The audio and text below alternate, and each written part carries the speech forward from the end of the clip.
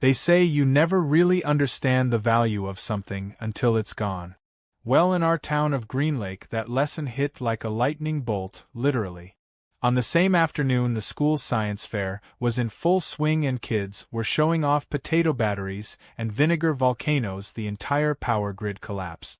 Just like that. Mid-sentence, mid-presentation, mid-lives. Lights went out, fire alarms screeched, backup systems faltered, and in the ICU down at Green Lake Memorial the monitors went black for 4 full seconds. People screamed. Generators failed. Traffic signals froze. My phone buzzed with a dozen urgent calls, but I didn't need to hear a single word. I already knew. My windmill had been sabotaged. But not by vandals. Not by a storm. No, it was the HOA president, Karen. And she'd literally chainsawed the blades off the only emergency wind turbine supplying backup power to the entire town. For aesthetic reasons. It all started 2 days earlier when I noticed something strange. My weather sensors weren't picking up the usual rotational data from the turbine on Ridgepoint Hill. I checked the diagnostics from my home server and found a series of disconnects. It wasn't mechanical failure. It was deliberate. I thought maybe a bird strike or even a snapped bearing. But when I drove up the slope behind my barn and got to the clearing, I saw the horror with my own eyes. The entire head of the turbine, the massive 3-bladed rotor that powered over 40% of our town's emergency grid, was lying in twisted pieces like a felled tree in the tall grass. Saw marks. Fresh. Jagged. Almost surgical. I didn't believe it at first. Who would even think to do such a thing? I was halfway to calling the sheriff when I spotted the note in a plastic sleeve zip-tied to the turbine base. One sentence. Your windmill violates HOA Sightline Code Section 7.4. Kindly remove all remaining parts within 48 hours or be fined $500 per day. Signed, Karen Weatherby, HOA President. Now let me explain something. I live on the outer edge of Green Lake, on the very border of what the HOA considers their jurisdiction. The windmill predates most of the neighborhood developments around here. It was approved under a FEMA Energy Independence grant nearly 12 years ago. I built it myself with guidance from licensed engineers. It's 100% legal, registered, certified, and even inspected annually. The HOA has no authority over it. None. But Karen has always had a peculiar grudge against my land. She once tried to ban my tomato greenhouse for being too red. Then she tried to declare my duck pond a mosquito hazard. And now this. She'd escalated to full-on infrastructure destruction. The worst part wasn't even the act itself, it was the timing. That very week I had been coordinating with the town's emergency services for a storm season power audit. The windmill was wired directly into the grid as a fallback relay. When storms took out primary lines, it kept the firehouse lit, the school's radios running, and the ICU on life support. All automated. All tested. Until now. And as fate would have it, the very next day a freak summer storm hit. Lightning. Down transformers. System overload. Everything went dark, and Karen's ego got its own light show courtesy of the damage she caused. After the power outage hit, I drove into town to check on the control box at the substation. What I saw left me speechless. First responders were scrambling. The school had to evacuate children in pitch black. The gas station's pump system locked up mid-fill, stranding a dozen drivers. At the hospital, emergency lights flickered unreliably, because the supplemental turbine feed was dead. I found the mayor and the fire chief standing in the rain beside a soaked fuse panel looking like they'd aged 10 years in 1 hour. When I told them what had happened, how Karen had taken it upon herself to slice the turbine down with a chainsaw, they thought I was joking. Then I showed them the note. By the next morning word had spread. Local reporters showed up. A cameraman from Channel 5 interviewed me in front of the broken turbine shell. Kids and parents from the school started showing up in droves, some holding signs that read things like "Wind power saves lives" and "Don't let HOA stand for heartless, overbearing arrogance." People were furious. And Karen? She doubled down. She posted on the HOA website that the turbine was a quote-unquote blight on the community skyline and that she had taken action to preserve neighborhood integrity. She claimed the turbine was quote dangerously outdated and could have flung debris into nearby homes, which was ridiculous considering the nearest house is 800 feet away and built from concrete slabs. The only thing the turbine had ever flung was electrons into the power grid. But I didn't just stew in silence. I began digging. I went through old emails and documentation and unearthed the full contract between my installation and the town. It clearly stated that Ridgepoint Turbine was an authorized emergency energy site. Tampering with it was not just reckless, it was a violation of a federal disaster preparedness agreement. That's when things got interesting. Because FEMA's regional office monitors data from registered microgrid sources, and the sudden blackout from my turbine triggered a flag in their system. 2 hours later I got a call from someone named Agent Lang from the Department of Homeland Security's Critical Infrastructure Unit. Yes, Homeland Security. Apparently backup energy sources tied to hospital equipment are considered vital during federally declared emergencies. Karen didn't just cut some blades off a windmill. She disabled protected infrastructure. That night a FEMA inspector showed up unannounced at my door. He wore muddy boots and looked like he hadn't slept in 2 days. I handed him all the paperwork. I showed him drone footage I had taken from earlier that week showing the turbine operating normally. He asked if I had any cameras installed on-site. I said yes. What we watched next made his eyebrows nearly touch his hairline. The footage was grainy but clear enough. Karen, in a wide-brimmed hat and pearls, standing beside a man with a chainsaw. She pointed. He cut. 3 minutes later the blades fell. The next morning Karen awoke to something far worse than HOA complaints, federal inquiries. FEMA, the town's legal office, and even an energy grid consultant had launched a joint investigation. And the townspeople? They weren't sitting idle either. A volunteer group began raising funds to restore the turbine. Local teens spray-painted signs reading "Justice for Ridgepoint" and "Save Our Spinny Boy." Someone even made a 3D model of the turbine in Minecraft and posted a time-lapse rebuild video that racked up 50,000 views in a day. But me? I wasn't looking for fame or praise. I just wanted my system back online before the next storm hit. Because it wasn't about pride or ego. It was about the grandmother on oxygen 2 blocks from the substation. The teacher who needed her laptop battery to hold through a Zoom class. The firefighter who relied on radio backup when the main tower failed. That windmill didn't just spin air. It spun peace of mind. And now it was time to fight back. With law, logic, and every ounce of evidence I had. Karen had declared war on common sense, and I was about to give her a front-row seat to what happens when you mess with the wrong turbine. The day after the blackout, Green Lake was simmering. The wind had died down, but the tension hadn't. People were on edge, grocery stores ran on partial power, the traffic lights at Main and 6th were still blinking red, and parents were nervously keeping their kids indoors, uncertain whether the town's systems would fail again. Everywhere I went, someone stopped me. Some with questions. Some with gratitude. Some just to vent their outrage at how something as essential as the town's emergency power could be taken down because one woman thought it clashed with the view from her upstairs bathroom. But it wasn't just Karen's arrogance that stunned people, it was how deliberate it all was. This wasn't an accident. This wasn't a misunderstanding. This was someone deciding their personal opinion overrode the collective safety of an entire town. I had barely had time to grab a sandwich from Pete's Deli when my phone started lighting up again. Local officials, neighbors, and now media outlets from neighboring counties were all calling. I took a call from the mayor herself while still chewing. She asked if I could come down to the town hall immediately.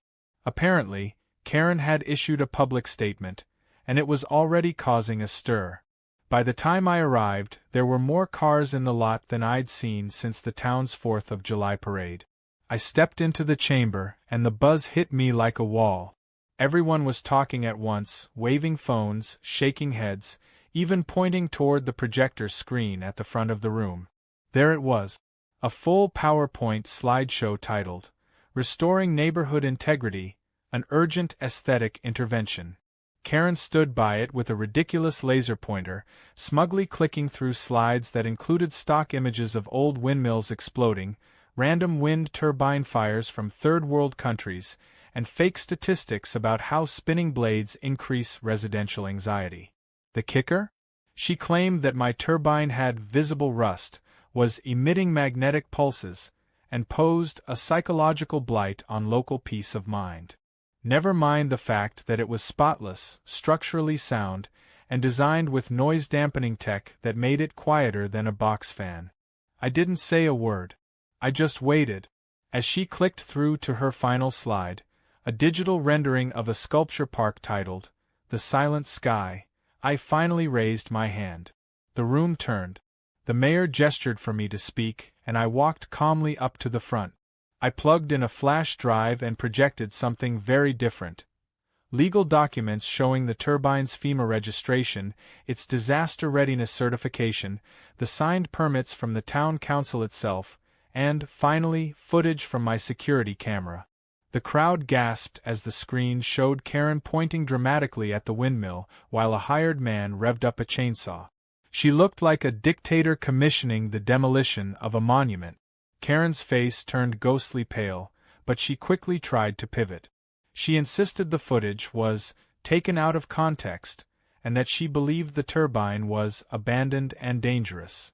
But the town clerk chimed in to remind everyone that only 3 months earlier she'd sent out HOA emails referencing that ugly working windmill.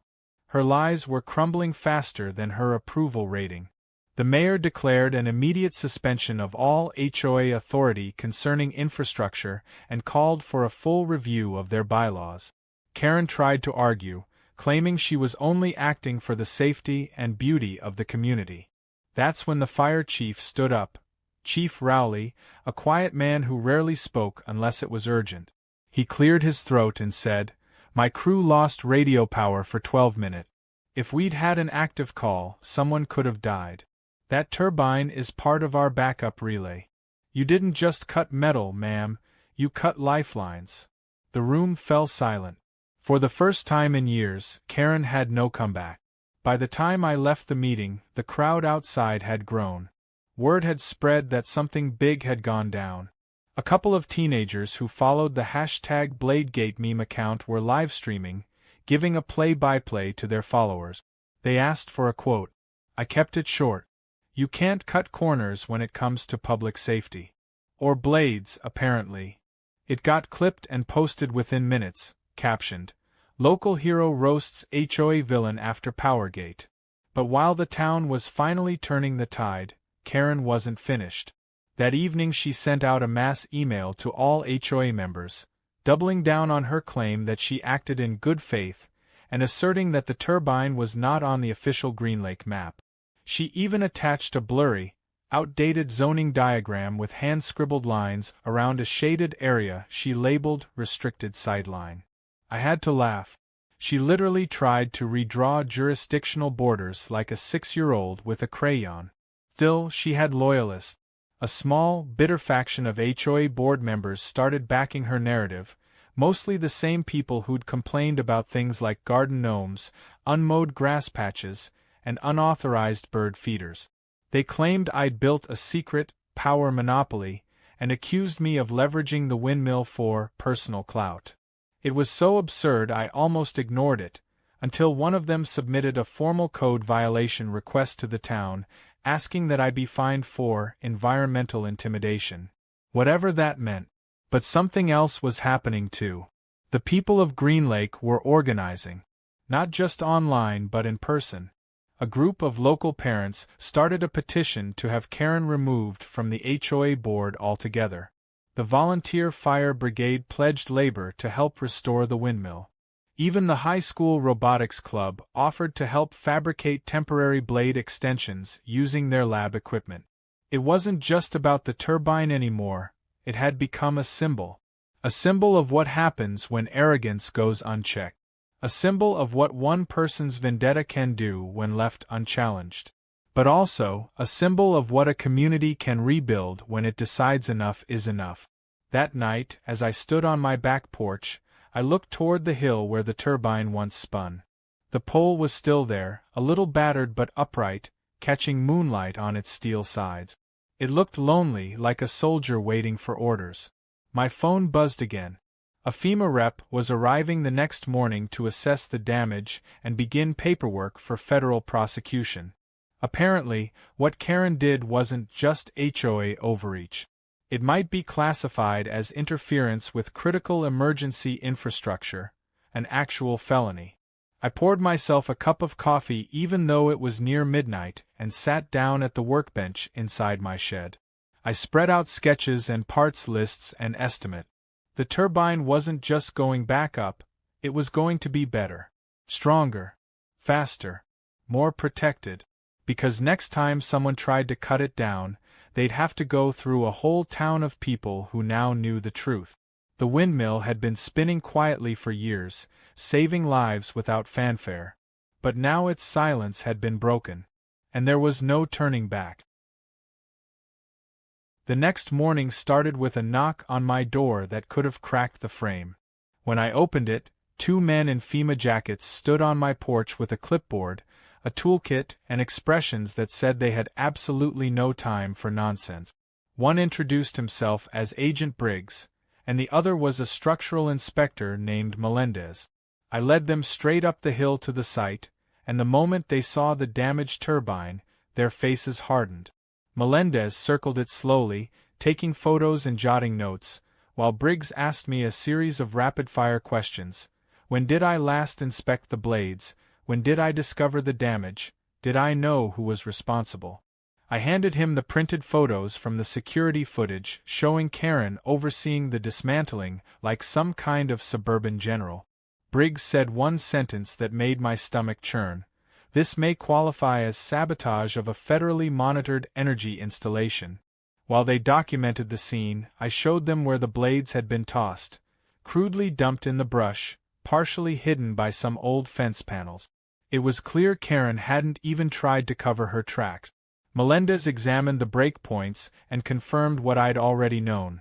The cuts were fresh, precise enough to suggest power tools, and targeted directly at the connection points. There was no mistaking it. Someone had purposefully disabled the windmill, and that meant the case was now going well beyond HOA drama. I drove them back down to my shop where we reviewed the internal data logs. The turbine sensors had recorded its last spin precisely at 4:16 a.m. 2 days earlier. At 4:18, it stopped transmitting. At 4:23, the system logged an abnormal torque shift consistent with forced deactivation. After that, nothing. Agent Briggs nodded grimly, thanked me for my cooperation, and told me I'd likely be called as a witness should the case proceed to court. The moment they left, I sat back and realized that for the first time since this all began, the consequences were now Karen's to deal with. But I wasn't about to sit around and wait for justice. I had a windmill to rebuild, and the town needed its power. Within a few hours, the support came flooding in. I got a text from Marcus, the local machinist who used to work on farm equipment. He offered to help fabricate new blade connectors. A retired Navy electrician named Tom showed up at my door with his old welding rig and a stack of polished steel sheet. The mayor personally dropped off a check from the town emergency fund to kickstart restoration. And the GoFundMe that had been floating around? It had passed $50,000 in donations. Parents were posting online about how the windmill saved their kids' breathing machines during the last big storm. A woman from the nursing home sent me a handwritten letter that read simply, "Without your turbine, I don't know if I'd still be here." Karen, meanwhile, had gone silent. Or rather, she was being very loud behind closed doors. Word had it she was emailing HOA members obsessively, calling emergency meetings to restore her authority, claiming she was being framed by radical environmentalists. But even her closest allies were turning. The vice president of the HOA board publicly resigned, stating she wanted no part in defending reckless actions. One board member sent me a voicemail apologizing for not speaking up sooner. It was like watching a poorly constructed house finally collapse under its own arrogance. That weekend, we held the first community rebuilding event. Dozens of people came out to the hill with gloves, tools, and even coolers full of drink. There were dads in flannel, teens with Bluetooth speakers, and grandmothers handing out homemade cookies. We worked in shifts, some rebolting the base, others prepping the motor housing, and a few sanding and repainting the salvaged metal. It was hard work, but the energy was contagious. Every time someone tightened a bolt or lifted a beam, it felt like we were stitching our town back together piece by piece. Around noon, a black SUV rolled up and parked at the bottom of the hill. Karen stepped out, flanked by a man in a suit who looked as if he regretted ever answering her phone call. She didn't walk up, just stood there at the edge of the field, arms crossed, glaring at us. For a moment, the entire hill seemed to go quiet. Tools stopped. People looked up. Then Tom, the welder, muttered loud enough for everyone to hear, "Thought I smelled bleach and desperation." The laughter broke the tension, and the work continued. Karen stood there another 5 minutes, clearly waiting for someone to invite her up. No one did.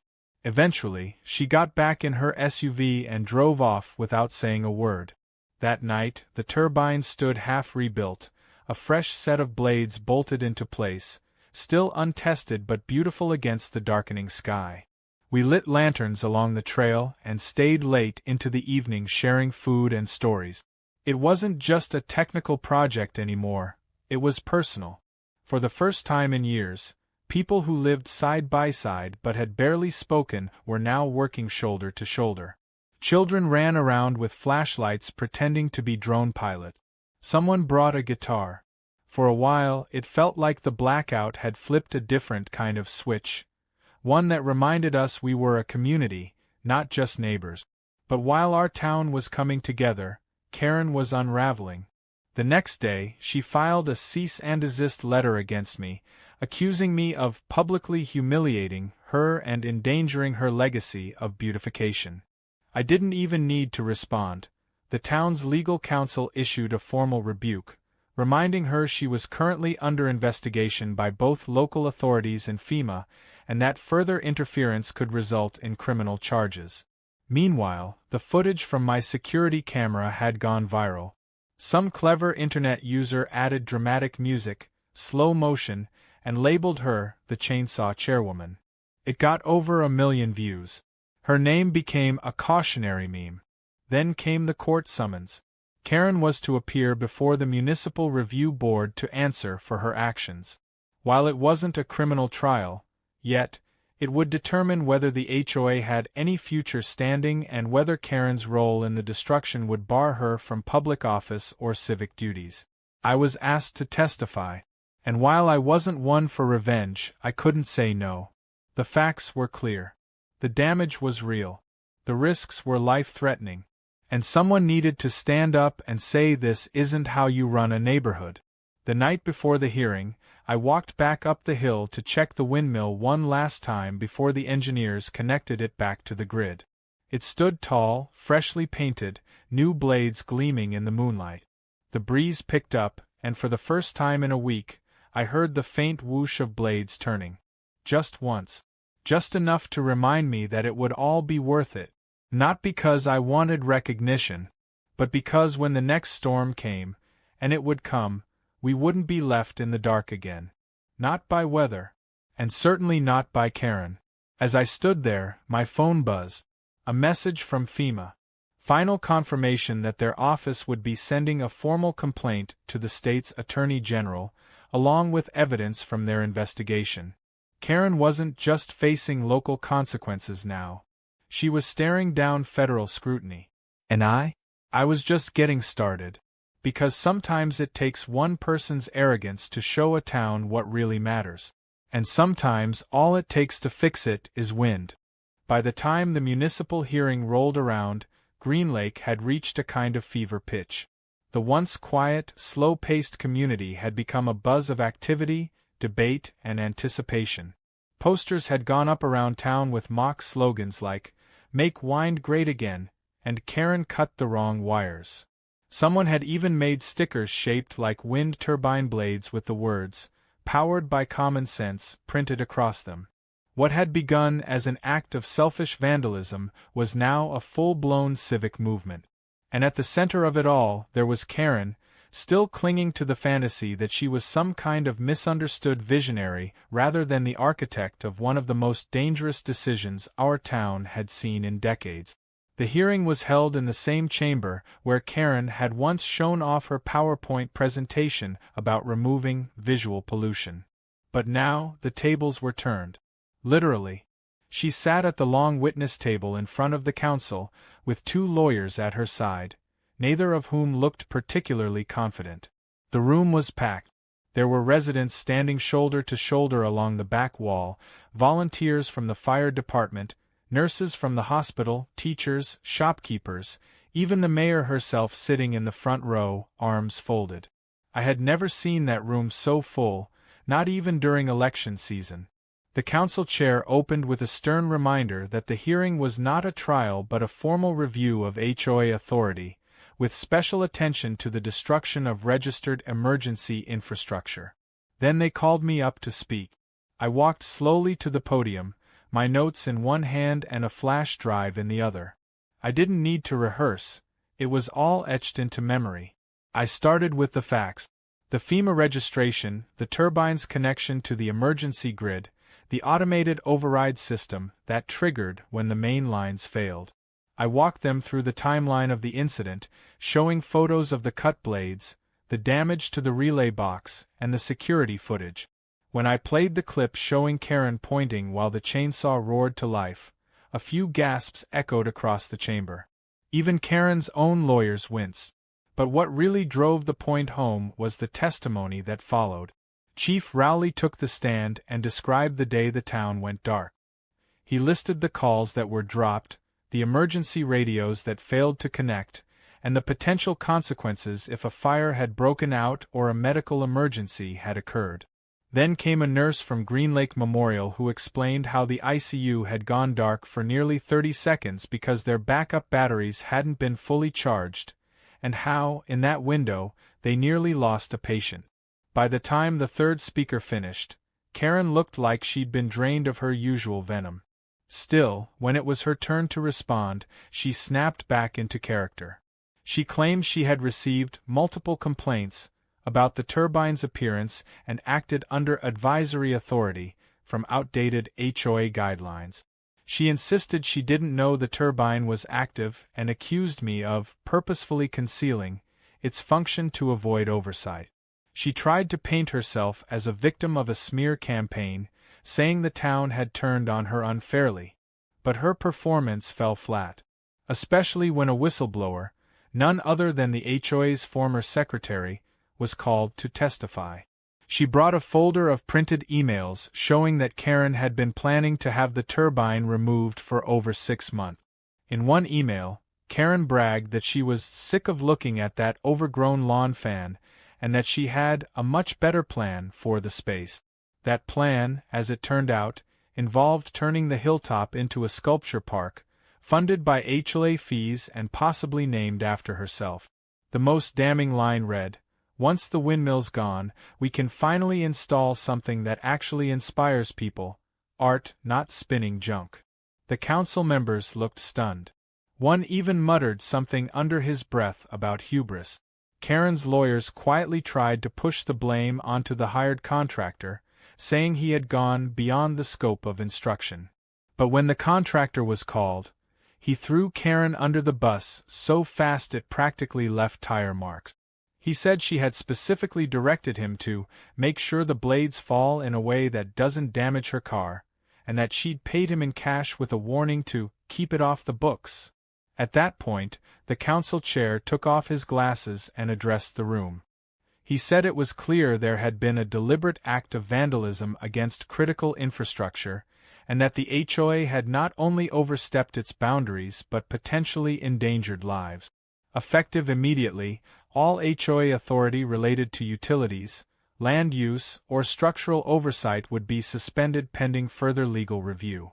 Karen was to be removed as president, stripped of any decision-making power, and barred from seeking re-election for a minimum of 10 years. The room erupted in quiet applause. Not a cheer, not a riot, just a collective sigh of justice being served. But the story didn't end there. As I walked outside, I found a small crowd waiting near the step.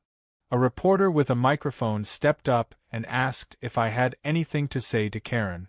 I paused, looked at the wind picking up through the trees, and said, "I don't need to say anything to her. She heard the whole town loud and clear." It aired that night across 3 counties. That weekend, the turbine came fully back online. It wasn't just restored, it was upgraded. With help from the Robotics Club, we installed a new monitoring system with encrypted feedback to the grid and a backup solar array as a secondary feed. A protective barrier was built around the base with signs indicating it was a protected emergency asset. The town council officially designated it Ridgepoint Emergency Power Station 1. A commemorative plaque was installed by the community with every donor's name engraved, along with the quote, "Power isn't always loud. But when it's taken, we all feel it." As for Karen, she didn't show her face in public for weeks. Rumor had it she'd fled to her sister's house out of state while the legal storm brewed. FEMA, now fully engaged, began preparing a case for federal interference, and I was once again asked to provide documentation. They were particularly interested in the emails, the footage, and the timing of the sabotage in relation to scheduled infrastructure audits. If proven intentional, it could carry serious consequences under disaster prevention laws. Her little quest to beautify the neighborhood might just end up with a courtroom and federal charges. In the aftermath, the HOA restructured. New members were elected, people who actually listened to the residents, people who believed in community over control. One of the first motions passed was the Public Safety First resolution, ensuring that no HOA action could override town-approved infrastructure projects.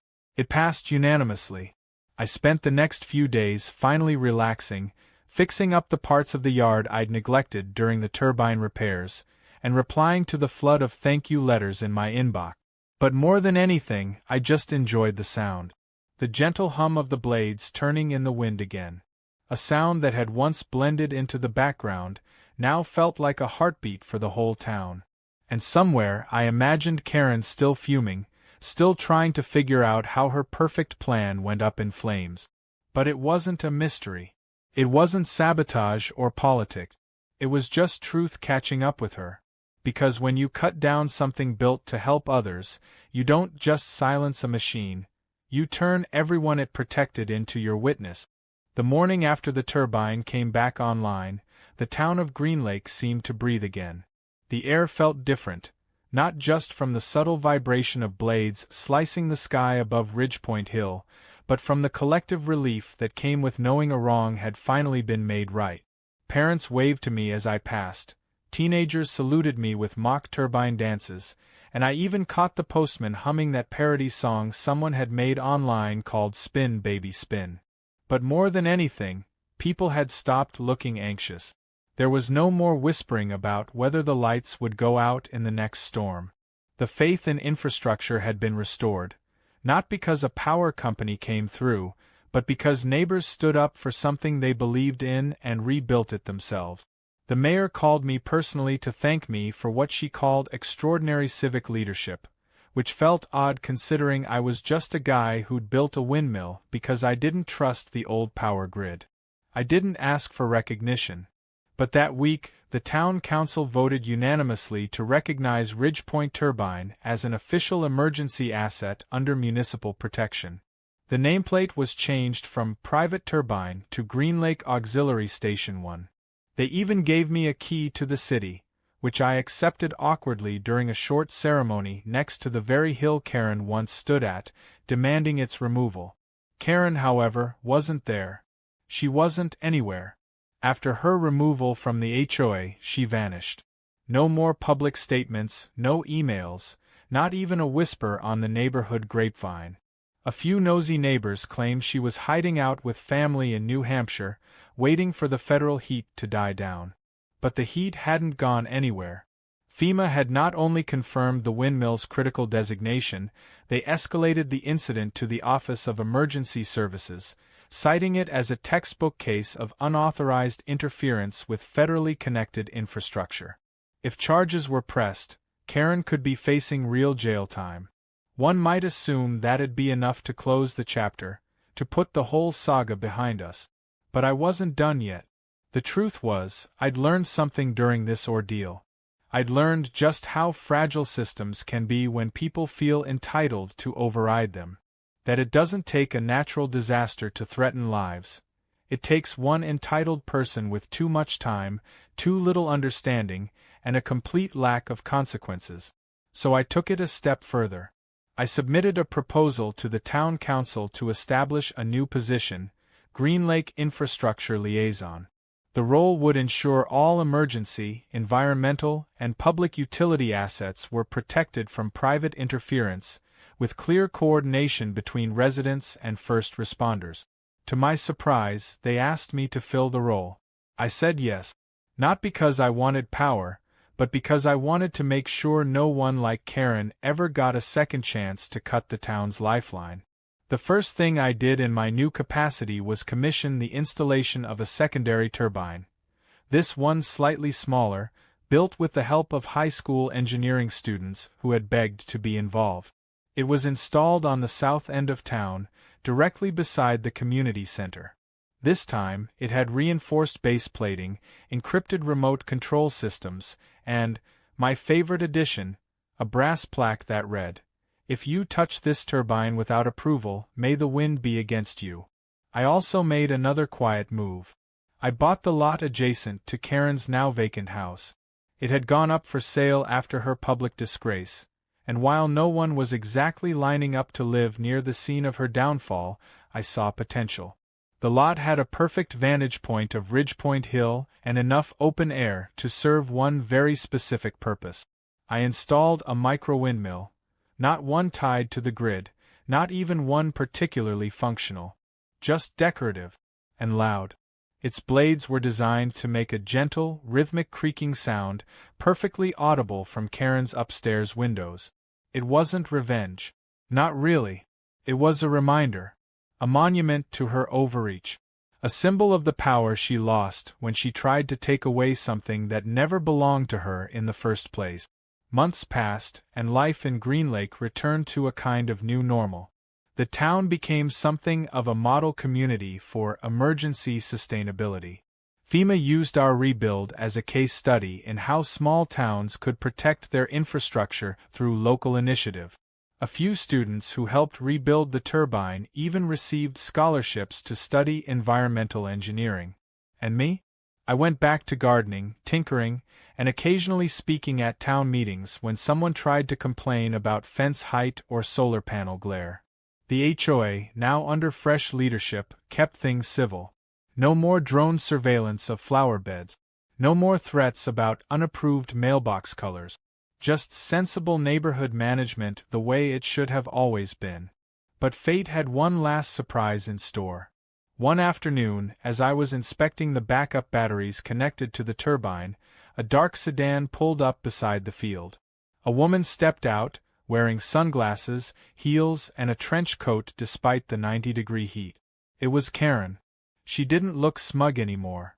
She looked tired, smaller somehow, her confidence shriveled into something barely human. She approached slowly, hands clasped together like a student approaching a principal. She didn't speak right away. Just stared at the windmill for a while, watching the blades spin in the soft summer breeze. Then she finally said, in a voice barely above a whisper, "I didn't know. I didn't really understand what it did. I thought I was protecting the neighborhood. I said nothing. I didn't need to." She continued anyway. "They told me I'd get fined. Maybe worse. I lost my position, my house might be seized, and people I've known for years won't speak to me." She finally turned to face me. "I don't expect you to forgive me. But I wanted to say it, even if it doesn't matter." It didn't matter. Not really. Some damage can't be undone with words. But I nodded anyway, not for her, but because I'd already moved on.